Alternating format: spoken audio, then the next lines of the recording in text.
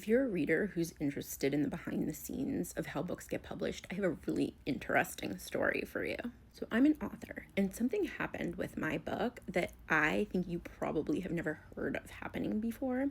And I'm not actually the only one that this has happened to, but until it happened to me, I didn't know it was a thing that happened at all.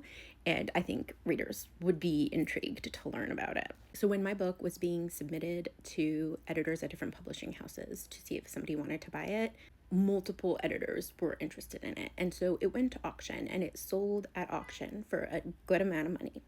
And we accepted a publishing deal with Simon & Schuster, which is a great publishing house. So we have this book that clearly publishers think people will like because multiple publishers wanted to buy it. They paid good money for it. A great publisher picked it up. However, that book went on to really not generate any hype when it was getting published, and it flopped. I can handle it. I have adjusted to my reality now. I can handle this. But clearly, my publisher believed in this book. They had spent money on it. They knew this was a book that readers should really like. And I agree. It's a book that has all of the qualities that readers of this genre tend to love. But nobody was hearing about it. Bookstores weren't really stocking it. Nobody was talking about it. And so what my publisher did is, for the paperback release, they gave this book a brand new cover and a brand new title. So I'm going to show you the original cover and title and the new cover and title.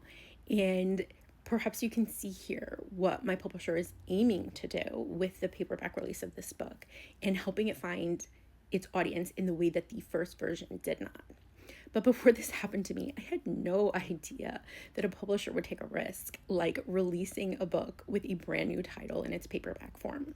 Anyhow, this paperback is available for pre-order now, and I am deeply hoping that this time my book will find its audience. So if you like YA fantasy, if you like fantasy academia, if you like fantasy with strong romantic subplot and a very messy love triangle where you really have no idea who she's gonna choose, if you like a Renaissance art conspiracies and fantasy sports and really cool fantasy world building, go ahead and pre-order the paperback version of Academy of Muses, as it is now called, and tell people about it so that this time my book can find its audience.